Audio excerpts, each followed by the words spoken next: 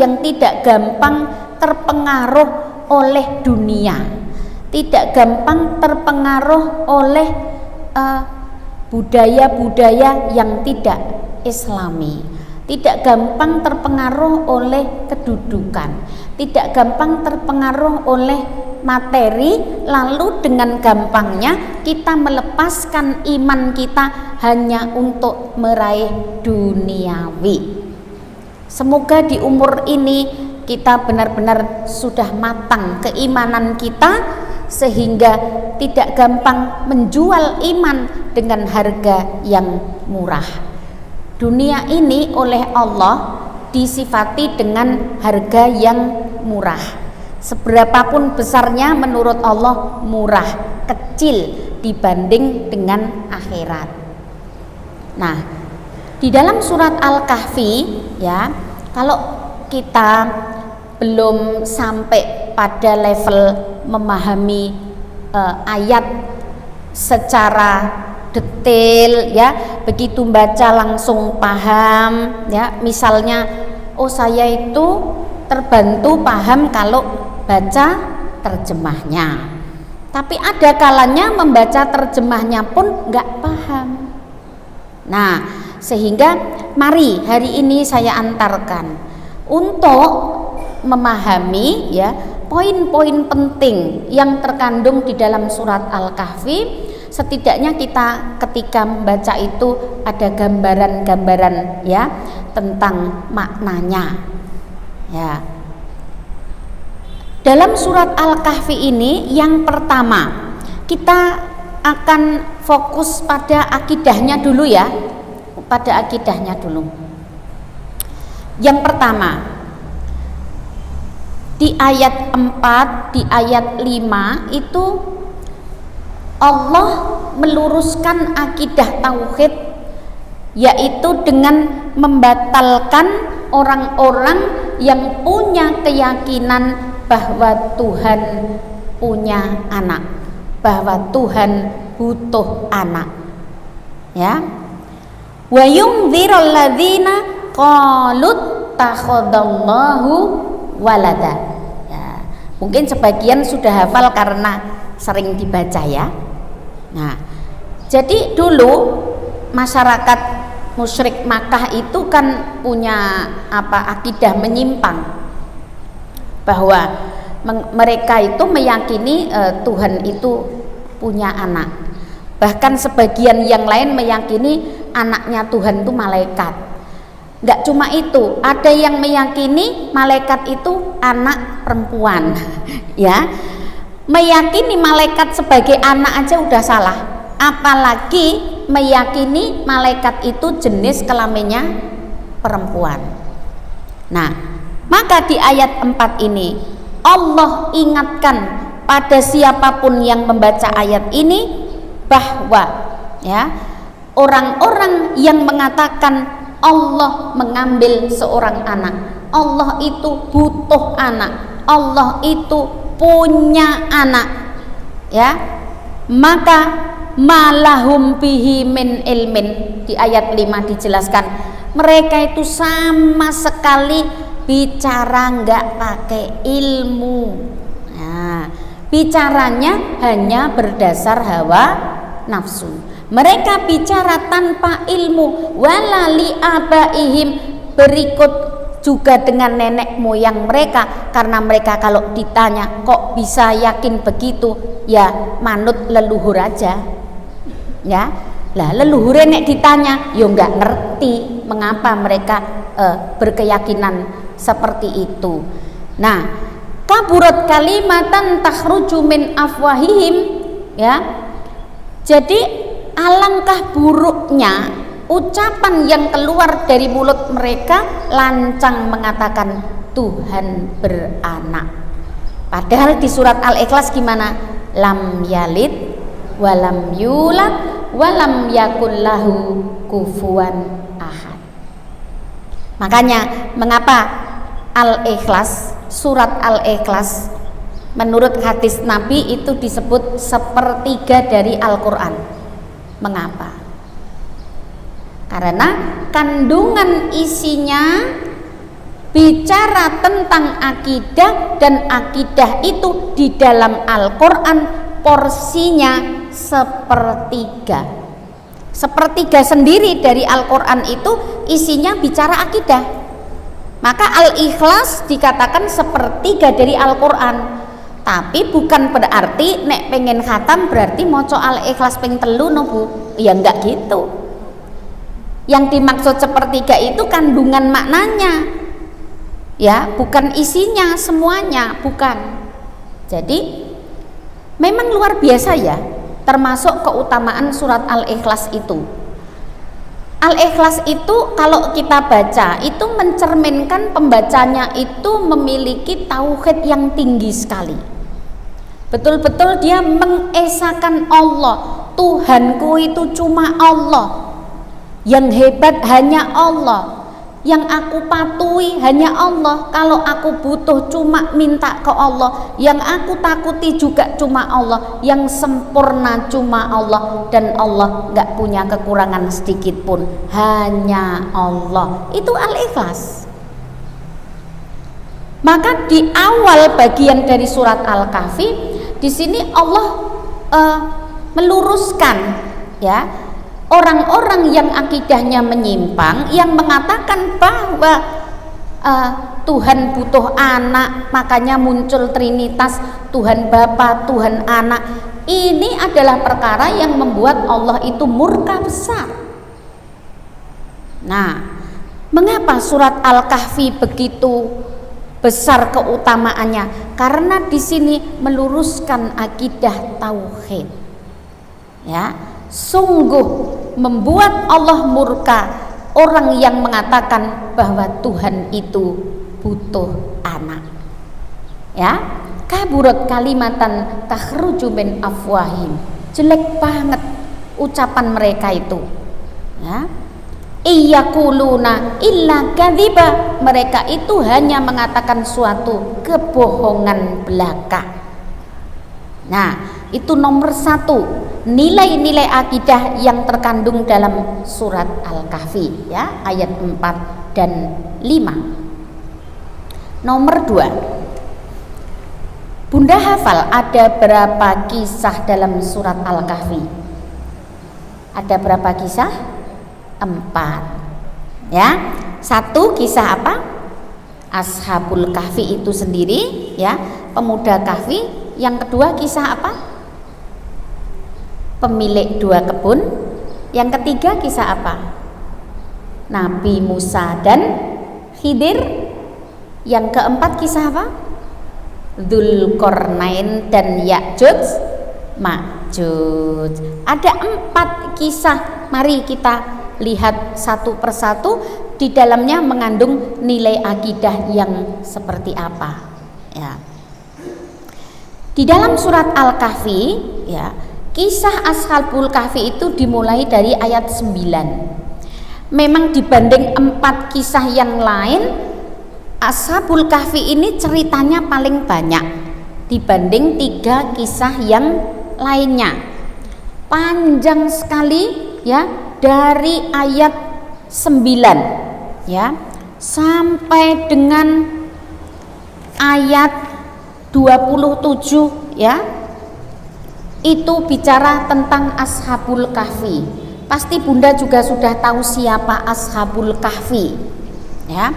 Yang jelas Ashabul Kahfi ini pemuda, bukan orang tua, anak muda yang masih panjang masa depannya, anak muda yang belum banyak tahu nikmat dunia, anak muda yang masih banyak diliputi rasa penasaran, anak muda yang belum punya kematangan ekonomi, ya. Tetapi mengapa kisahnya diabadikan di dalam Al-Quran? Karena kehebatan para pemuda ini dalam menempa iman. Mari kita masuk ke kisahnya agar ada gambaran. Dahulu ada Raja Dicyanus yang kejam itu. Kejamnya gimana? Dia akan menghukum dan membunuh orang-orang yang agamanya tidak sama dengan mereka, penyembah berhala loh. Nah, tapi para pemuda ini menuhankan Allah. Berarti pemuda ini berhadapan dengan penguasa dolim, yang mana penguasa ini bisa membunuh loh orang-orang yang ngelawan titahnya, semacam Fir'aun, ya kan? Nah, semacam Fir'aun juga mengatakan, siapa tidak menuhankan aku dibunuh. Nah, pada zaman ini rajanya juga dolim seperti itu. Tetapi pemuda Kahfi ini adalah laki-laki, usianya masih remaja, kemudian mereka dihadapkan pada kekejaman raja dan mereka sanggup mempertahankan iman tauhidnya.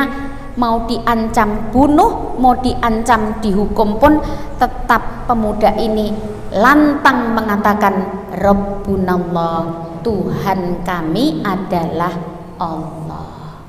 Nah, di sini kan ada nilai pelajaran keimanan yang luar biasa. Nah, berapa banyak orang itu melepas iman hanya gara-gara takut. Jangankan takut dibunuh, wong takut diturunkan jabatannya aja ada yang mau ngelepas agama loh. Ya. Lagi takut dicerai, ada nggak? Ya ada yang takut diturunkan jabatannya, ada yang takut dicerai pasangannya, ya, ada yang takut dipecat, ya nggak? Nah, karena yang ditakuti perkara duniawi sampai rela melepaskan tauhidnya. Itulah yang disebut dengan menjual agama dengan harga yang murah. Oh, murah banget agamamu kau jual hanya dengan uang ya miliar atau triliun. Mau bertriliun-triliun pun bagi Allah itu murah. Sedangkan tauhid itu mahal sekali harganya, harusnya. Apa enggak malu dengan pemuda Kahfi ini yang mereka usia masih remaja tetapi mereka bisa mengendalikan hasrat duniawinya hanya untuk mempertahankan imannya. Kalau hari ini banyak sekali orang-orang yang bahkan usia lanjut murtad. Wis tuwek nggak tahu diri, ya kan? Apa nggak malu nih dengan Ashabul Kahfi ini?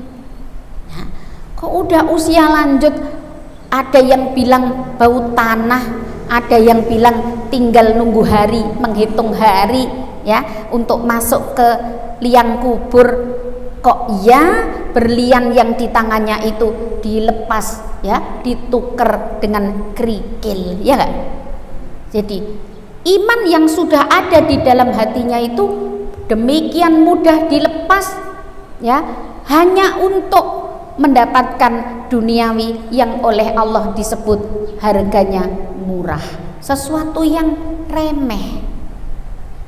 Nah, mengapa nilai akidah ini perlu kita tanamkan ya dalam diri kita? Kalau untuk para orang tua yang sekarang ini punya anak-anak remaja, pelajaran ini menjadi sangat penting. Kalau bunda kan semua hampir sudah berpasangan, tapi anak-anak kita yang menuju pada usia pernikahan itu perlu dikuatkan imannya agar jangan sampai mereka itu mudah melepaskan iman hanya untuk meraih harga yang murah tadi. Sekarang kalau anak tidak dikontrol oleh orang tuanya, takutnya ya nanti kalau dia besar dan masa menikah tidak dilihat pasangan atau calonnya itu ya dengan kacamata agama, takutnya gitu. Nah, mungkin sekarang ini kan kita mau kemana saja mudah, Anak itu mau kuliah ke luar negeri mudah, keluar Jawa mudah, kemana saja mudah.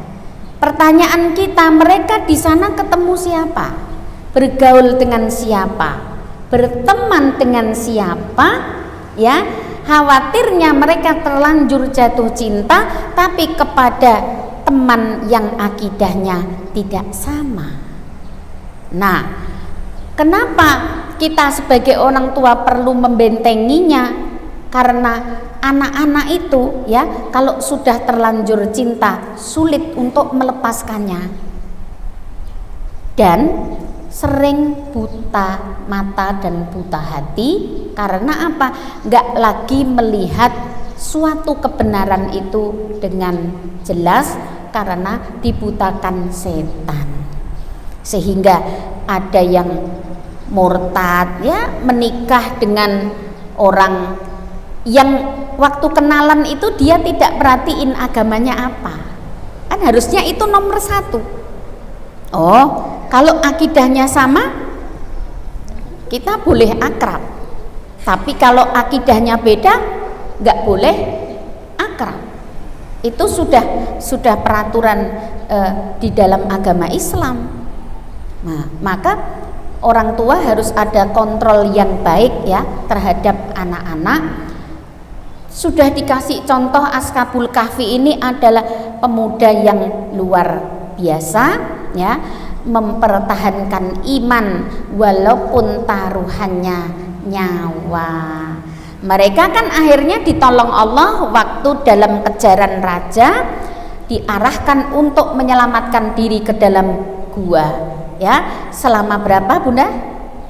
309 tahun ditidurkan oleh Allah ya, dan dibangunkan kembali dalam wujud seperti pertama tidur. Tidak ada yang berubah sedikit pun dari fisiknya ya, rambutnya ya nggak beruban, giginya ya masih utuh, kulitnya ya masih kenceng. Sehingga dalam kisah ini disebutkan ketika mereka itu saling bertanya, berapa lama sih sebetulnya kita itu tidur, maka ada yang menjawab sehari, setengah hari.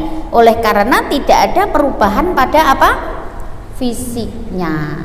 Ya kalau kita tidur tadi pagi bangun sore nanti nggak ada yang berubah lah fisik kita ya, mosok ujuk-ujuk uane tambah ya toh. Nah kan itu kan nggak terdeteksi gitu.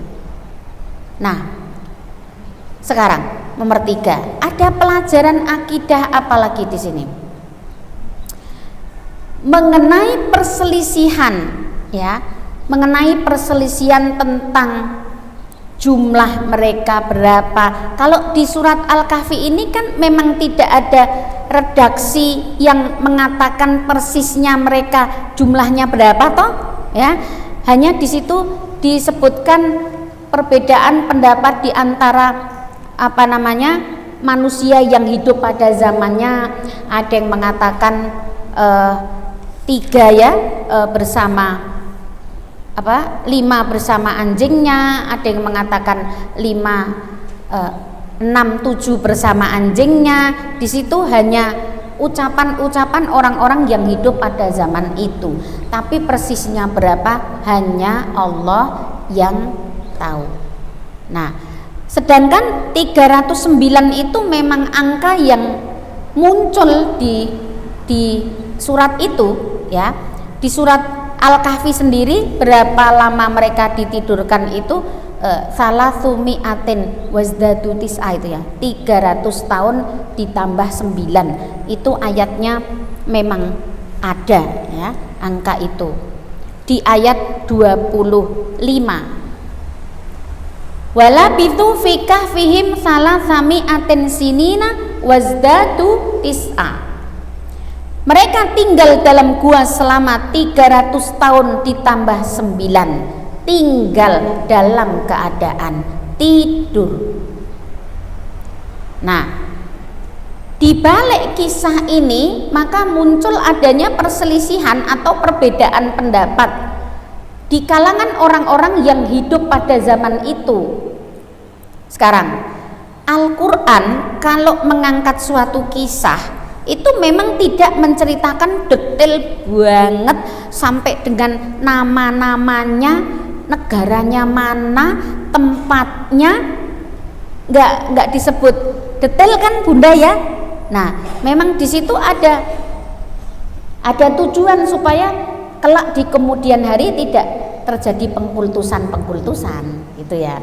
Tapi yang penting kita ini sayang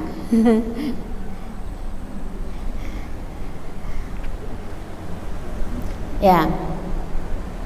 Nah bagaimana kita ini merenungkan, nggak hanya kisah Ashabul Kahfi, tapi pada kisah-kisah yang lain itu ketika Al-Quran tidak menyebutkan secara rinci, misal dulu Maryam itu melahirkan Nabi Isa di bawah pohon kurma, lah itu persisnya pohon kurma yang mana ya kan, terus kalau itu di negeri mana, daerahnya mana, titik tempat melahirkannya persisnya di mana, memang itu tidak diberitahukan oleh Al-Quran. Seperti juga ketika nanti setelah Ashabul Kahfi ada kisah Musa dan Khidir ya toh, ketika ikannya Musa mencolot ke laut ya, ketika Dzulqarnain melakukan perjalanan itu jane persisnya tuh di daerah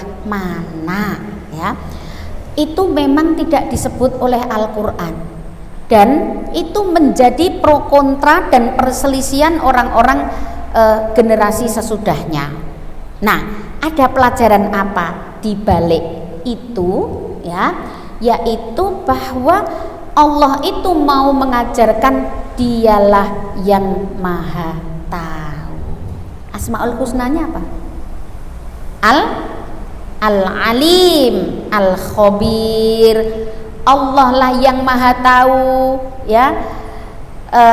Makhluk yang diciptakan itu setiap langkahnya Allah tahu, setiap hela nafasnya Allah itu tahu.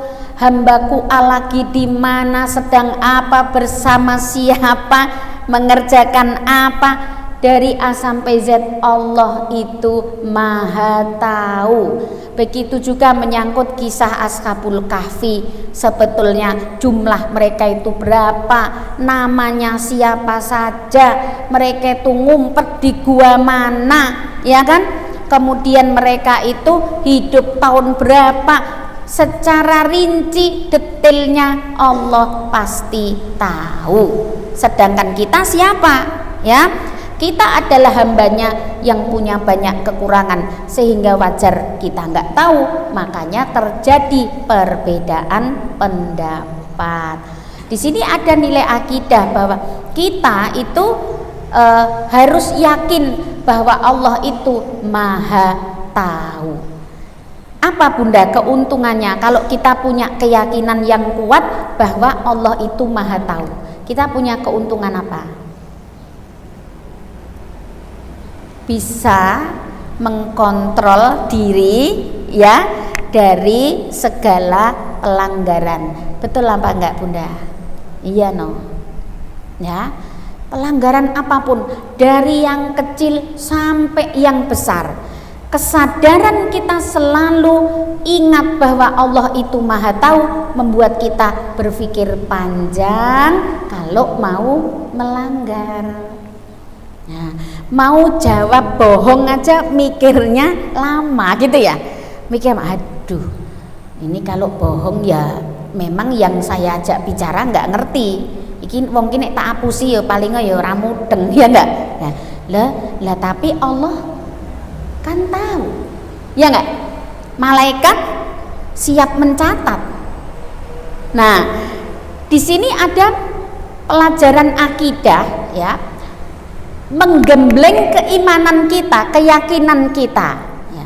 Ayolah yakin dong bahwa Allah itu pasti melihat kita dan tahu segala perbuatan yang kita lakukan.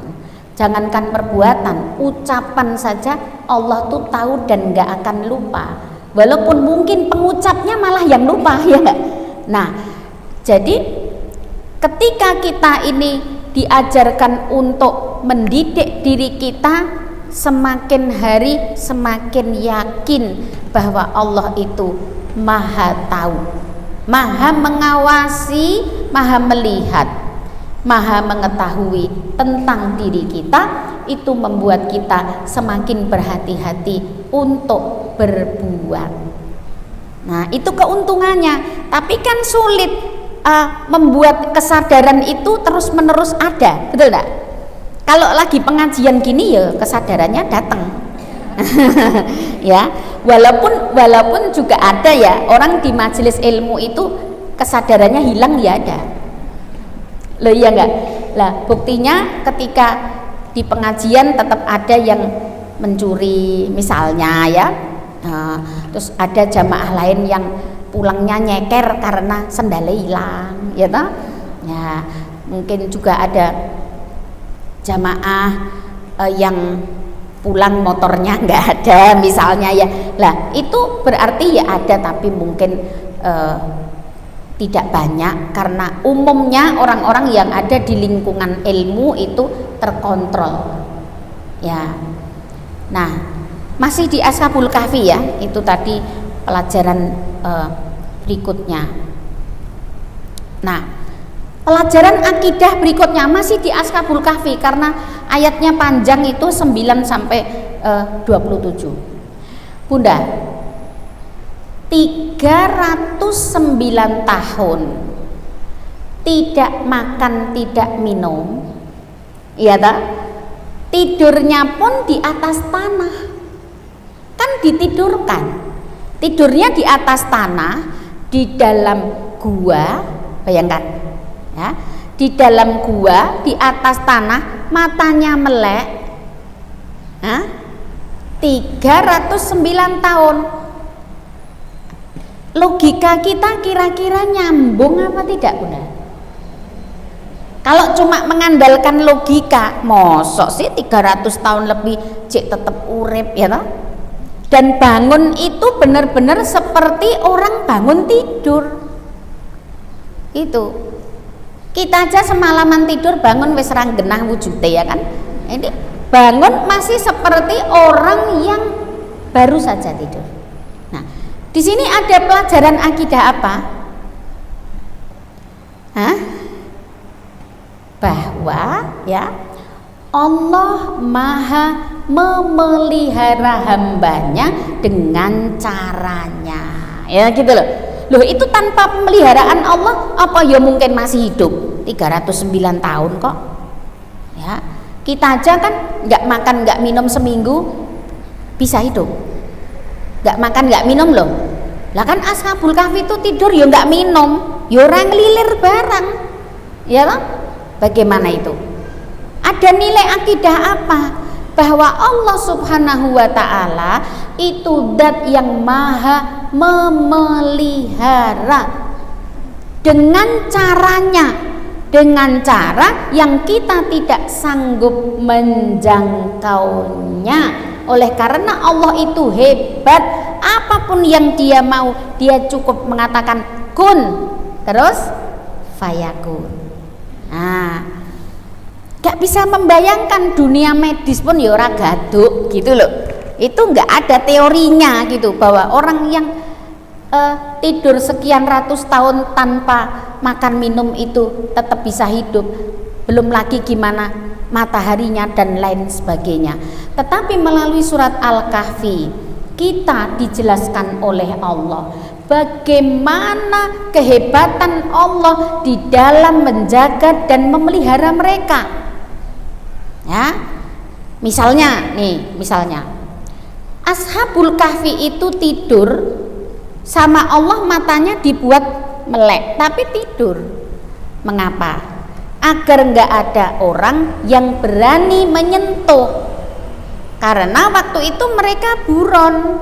Kalau ada sampai orang mencari, misal mendapati gua itu ya, dibuatnya mereka itu melek supaya siapapun yang melihat takut, langsung lari ya toh. Jadi nggak berani apa menyentuh. Gimana cara Allah menjaga mereka supaya nggak diganggu siapapun? Dibuatlah orang-orang yang melihatnya itu lari ketakutan dengan cara matanya dibuka sama Allah. Misalnya ya, bagaimana Allah menjaga tubuhnya tetap utuh? Pasien di rumah sakit aja kalau opnam kelamaan pasti punggungnya luka loh. Ya, orang koma itu kan ada perlakuannya, dimiringkan kanan, dimiringkan kiri. Kalau dia dalam satu posisi rusak loh kulitnya.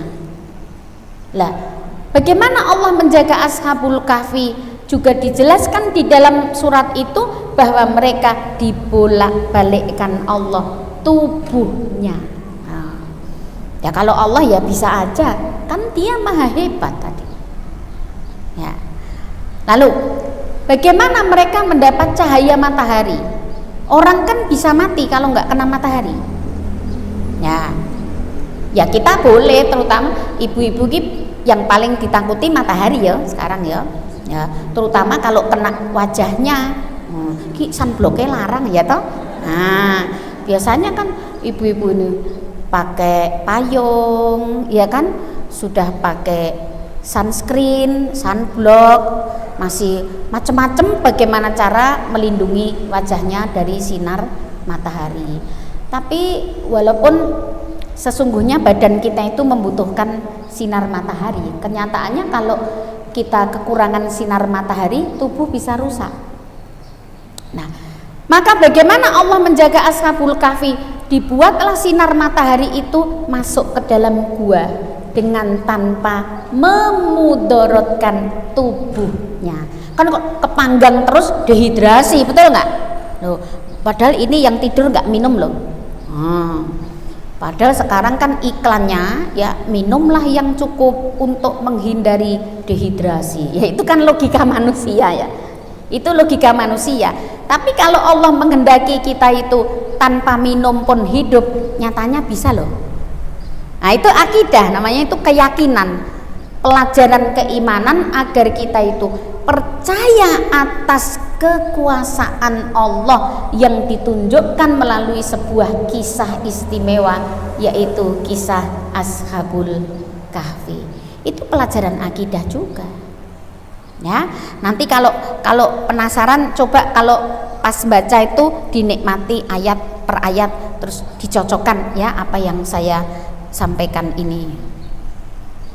Ya, maka perselisihan, ada yang mengatakan mereka itu 3-4 dengan anjingnya, ya.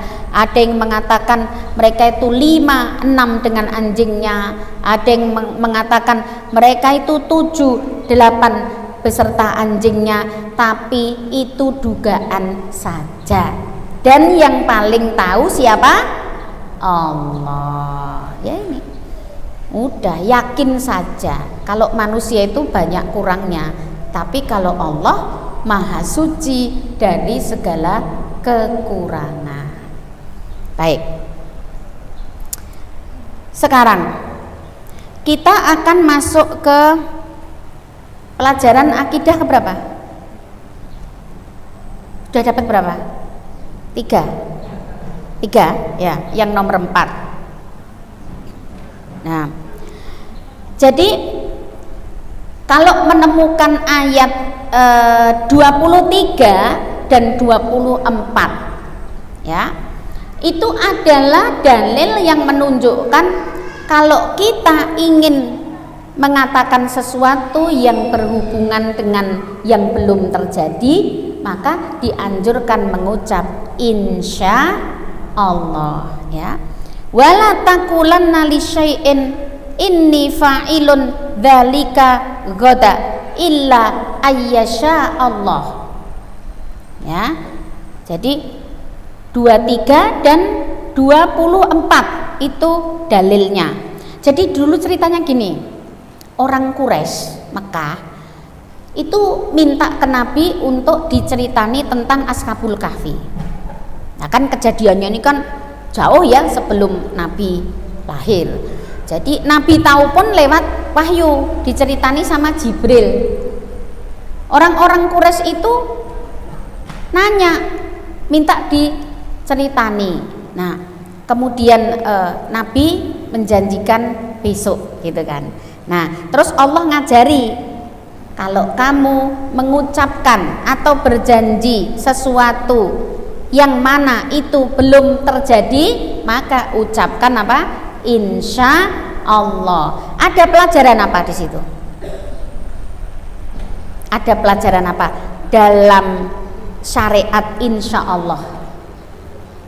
Ya, ada pelajaran bahwa Allah lah penentu segala sesuatu.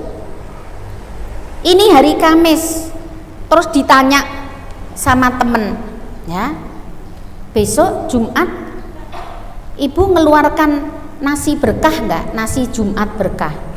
Oh iya, sudah biasa tiap Jumat begitu. Nah, itu enggak boleh, ya, tapi harus dilambari dengan kalimat apa? Insya Allah, karena penentu segala sesuatu adalah Allah. Karena mungkin saja ibu besok pagi sakit sehingga tidak bisa menyiapkan, ya, mungkin saja malamnya meninggal, paginya ya nggak mungkin menyiapkan, ya toh? Nah, mungkin saja ada musibah apa sehingga itu menghalangi kita untuk menyiapkan. Sehingga jangan katakan apapun menyangkut yang belum terjadi kecuali dilambari dengan insya Allah. Ya, Rabunya mungkin udah saling tanya, besok ngaji enggak Humaira? Ya toh? Nah, oh ngaji. Nah, itu enggak syar'i, ya kan? Oh jelas dong, enggak syar'i itu.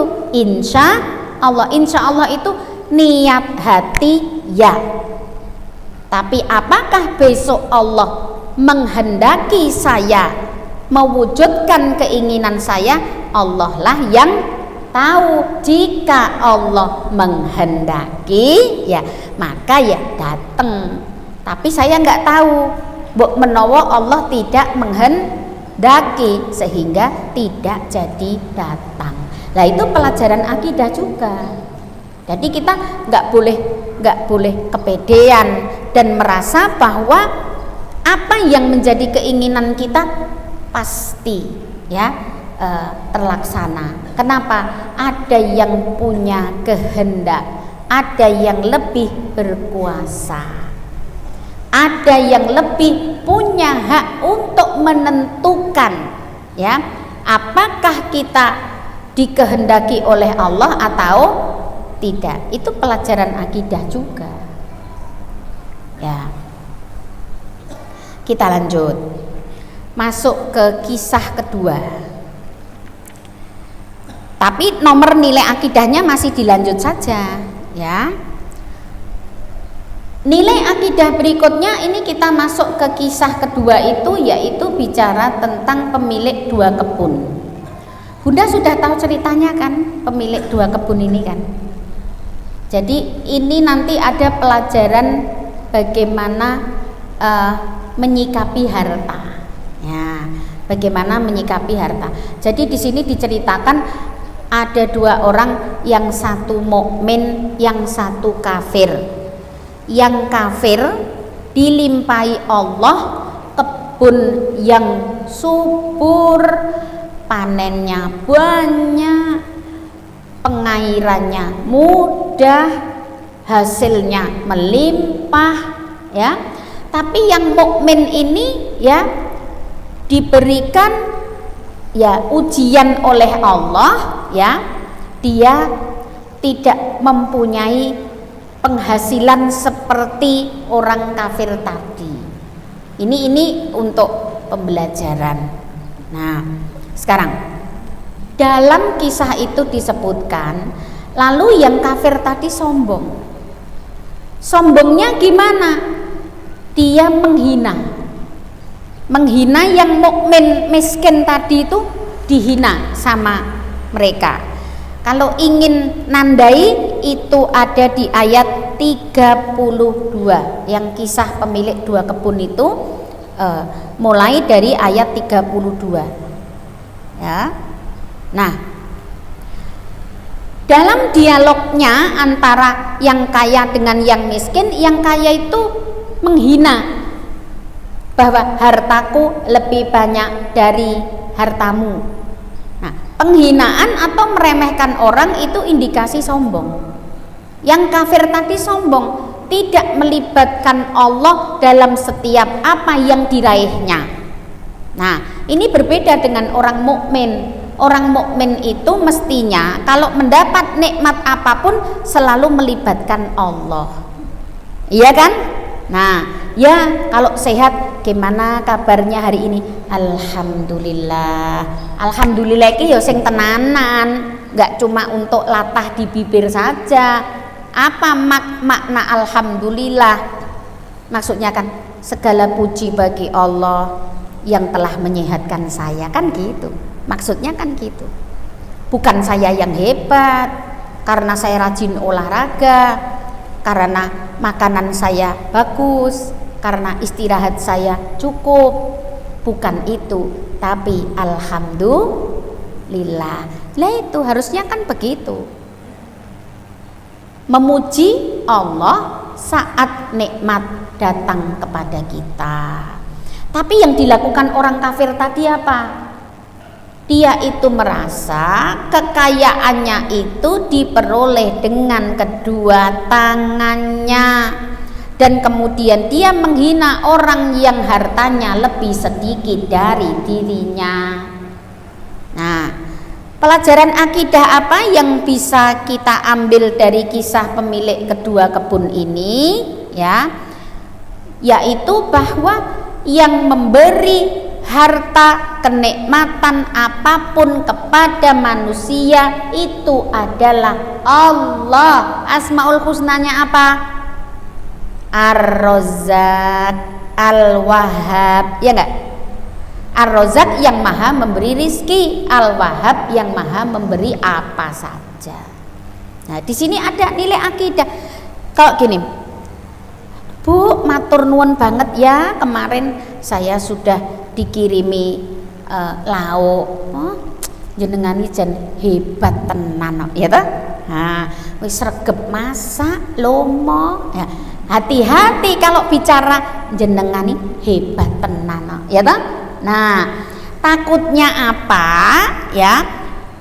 Tidak menyertakan kehebatan Allah dalam setiap karunia yang diberikan kepada kita. Hati-hati loh ya. Nah, hati-hati. Allah bilang, "Loh sing maringi ki aku loh." Ya. Malah aku ora mok puji, ya, tapi malah orang lain. Lah itu mengapa kita selalu dianjurkan untuk mengucap alhamdulillah. Tapi alhamdulillah yang benar.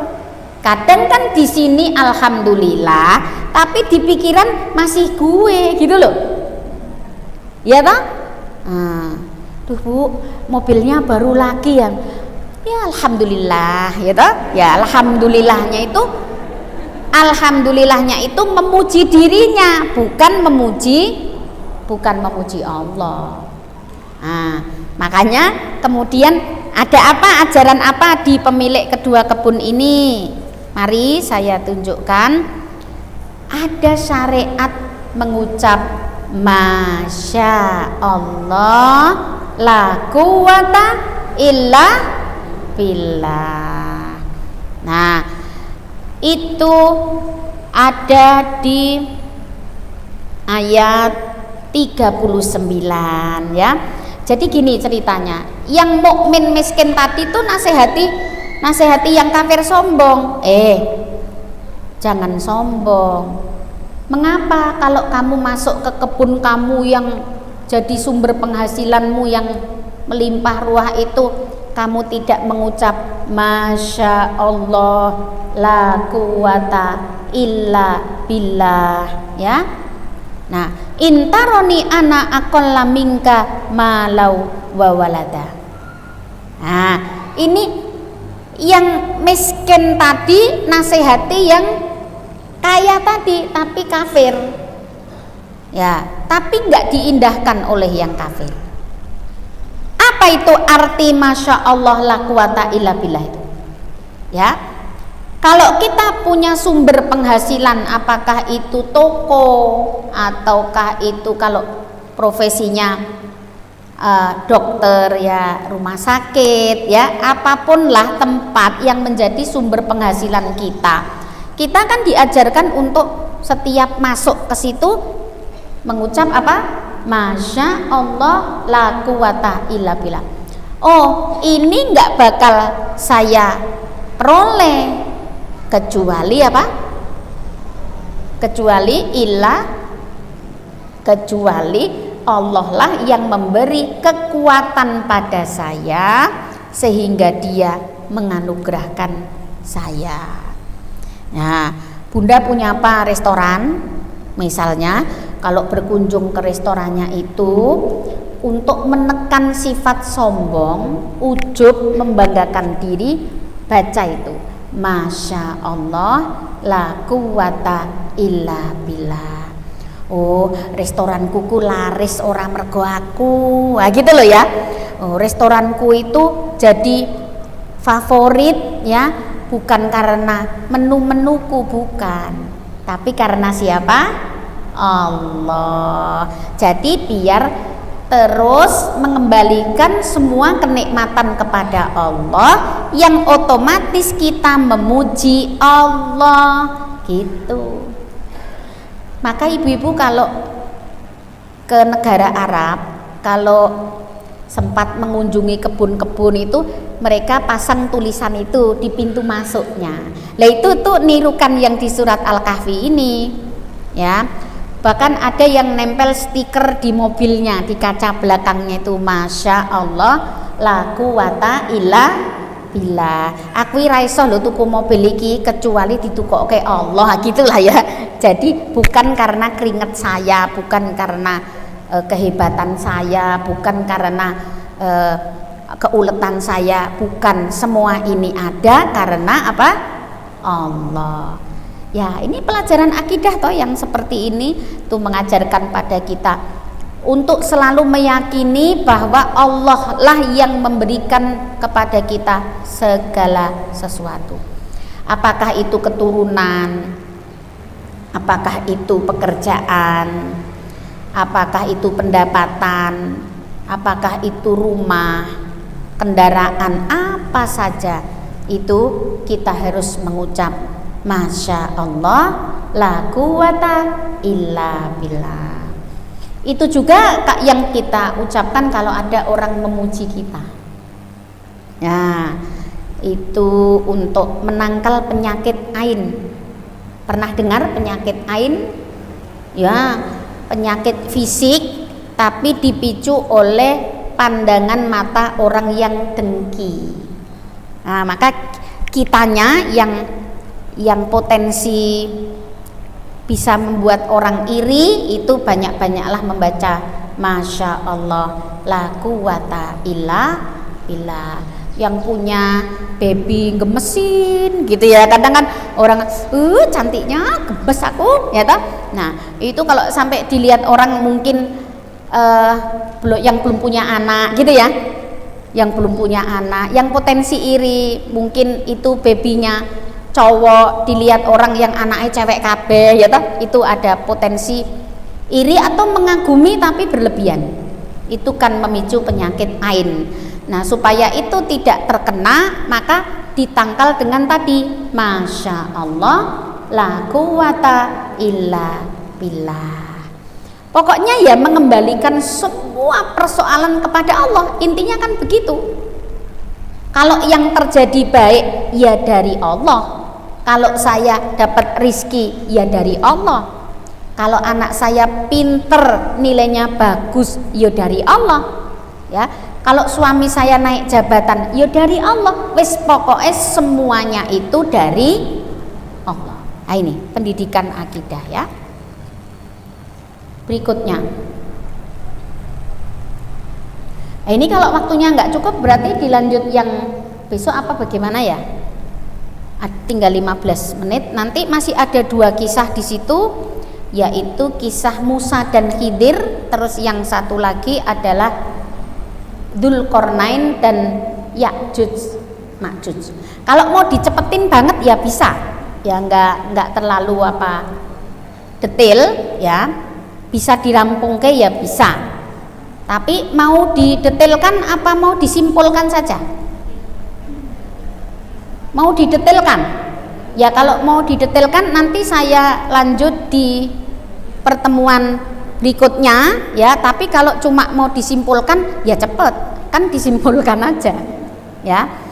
Tapi sayang kalau bagi yang belum tahu kisahnya ya. Jadi di sini kan sekaligus mengambil pelajaran akidahnya, tapi juga paham kisahnya kayak apa sih. Ya eman lah tiap Jumat saya baca tapi saya nggak pernah paham isinya misalnya ya. Jadi ini membantu kita untuk melakukan penghayatan dalam membaca surat Al-Kahfi. Ya kalau memang mau didetailkan berarti dua kisah yang berikutnya akan saya sampaikan di bulan depan ya. Yang hari ini waktu tinggal 10 menit saya gunakan untuk kalau ada yang bertanya saya jawab, tapi kalau tidak ada yang bertanya ya nanti saya tambahkan. Saya kembalikan dulu ke MC, monggo.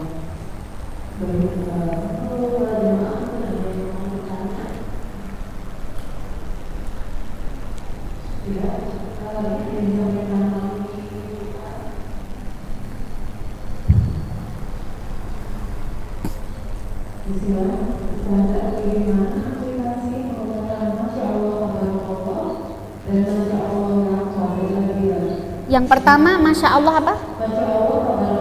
Oh Masya Allah tabarakallah ya. Iki saya mau ke sana nyampe apa dicopot? Cap. Apa ini yang didekatkan? Spidolnya ada?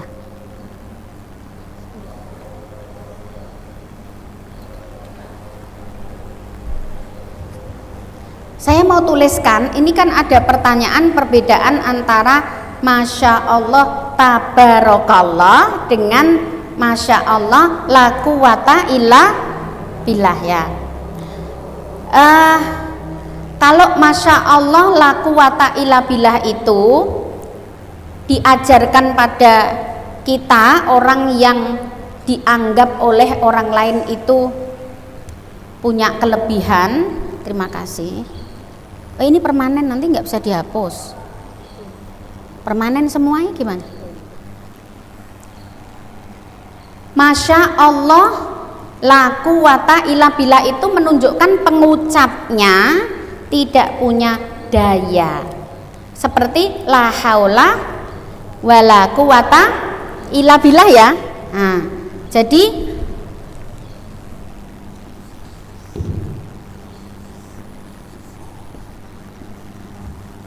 ini yang pertama tadi Masya Allah tabarakallah ya.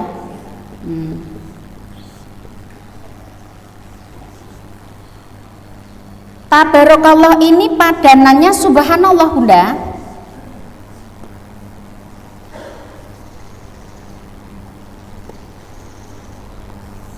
Tabarakallah itu artinya maha suci Allah. Sudah sering baca surat Al-Mulk toh? Ayat pertama apa bunyinya? Tabarakalladzi biyadihil mulku. Ya tak? Tabarakallah itu subhanallah. Artinya apa? Maha suci Allah. Berarti di sini pujian ya. Pujian, memuji Allah dengan maha suci Allah dari segala kekurangan. Allah itu maha suci dari lupa, maha suci dari tidak tahu, maha suci dari kelemahan. Yang jelek-jelek itu Allah maha suci. Tabarakallah adalah subhanallah, artinya maha suci Allah. Muji setelah mengucap Masya Allah tabarakallah ya. Tapi kalau Masya Allah la quwata ya, illa billah. Nah, Masya Allah, tidak ada kekuatan kecuali dari Allah. Berarti ini menunjukkan apa? Kalau ini tadi pujian, kalau ini apa? Menyatakan kelemahan kita, betul? Nah, di sini ada kesan ya, menyatakan kelemahan manusia. Dan sebaliknya apa? Mengakui apa? Sebaliknya berarti apa? Mengakui kekuatan Allah toh? Lah, bedanya itu. Jadi kalau Masya Allah tabarakallah itu lebih kepada memuji. Tapi kalau la quwata illa billah, setelah mengembalikan semua yang terjadi itu kepada Allah, lalu mengakui kelemahan kita, bahwa saya itu tanpa Allah nggak mungkin punya ini itu, gitu ya. Nah, keuntungan mengucap yang ini itu bisa menekan kesombongan. Betul enggak Bunda ya? Nah, habis kita misalnya bangun rumah bagus gitu ya. Tadi tutupnya. Oh ya. Sayang kalau kering. Habis bangun rumah bagus, terus biasanya Bunda selup-selupan ya, ngundang teman-teman itu untuk syukuran. Nah, itu kadang di situ ada potensi apa ya? Kesombongan, pamer. ada potensi pamer, dan orang itu kalau pamer biasanya ngarepin apa? Pujian. Nah, untuk menekan itu tuh kalimat ini, la quwata illa billah. Ya Allah, aku tuh nggak bisa loh punya ini semua kalau bukan pemberian Allah. Jadi membuang sebisa mungkin kehebatan kita gitu loh ya, mengesampingkan kelebihan kita untuk menekan timbulnya kesombongan. Bedanya seperti itu ya. Masih ada?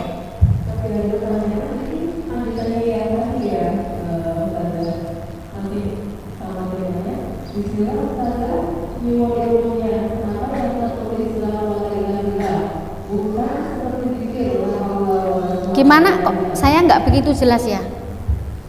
Kenapa yang tertulis la quwata illa billah bukan seperti dikir la haula Oh, quwata illa billah? oh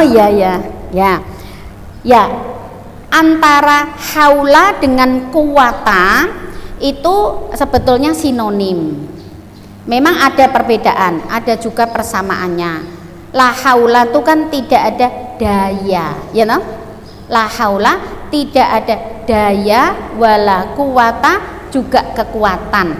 Apa bedanya daya dan kekuatan? Ya, kalau secara bahasa, dalam bahasa Arab itu tetap ada bedanya ya, tapi persamaannya adalah sama-sama kekuatan ya, kekuatan. La haula wala quwata illa billah. Dalam Asmaul Husna kan ada al-qawiyyu al-matin. Al-qawiyyu maha kuat. Matin tuh ya kuat tapi lebih ke kokoh. Nah, gitu. Nah, di dalam ayat ini memang Allah menyatakan firman-Nya itu dengan la quwata illa billah.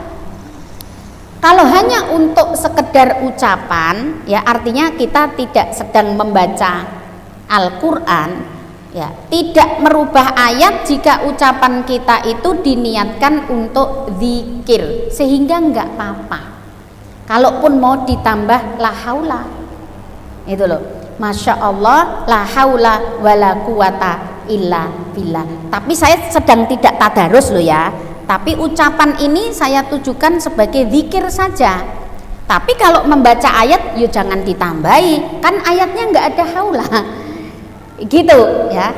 La haula wala quwata illa billah itu dari hadis Nabi, Tapi yang dari Al-Quran adalah la quwata illa billah, tapi itu tidak bertentangan.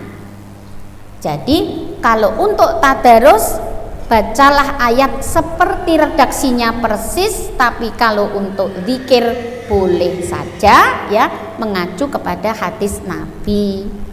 Gitu jawabannya ya. Sudah. Ada lagi? Oh ya.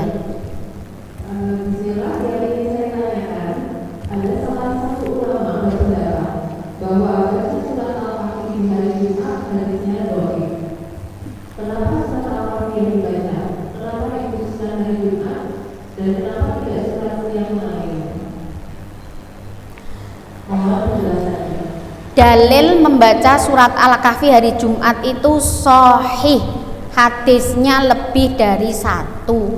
Kalau tidak sahih saya tidak berani menyampaikannya. Bunda boleh browsing, Bunda boleh googling, Bunda boleh kembali kepada kitab hadis induknya.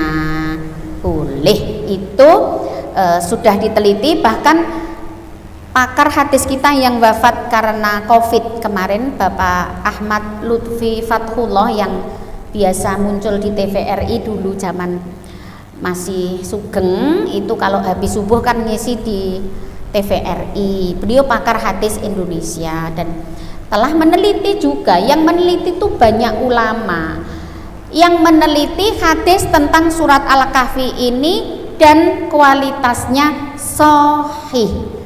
Justru saya bertanya, kalau ada orang mendapati hadis yang dhaif itu bagaimana penjelasannya?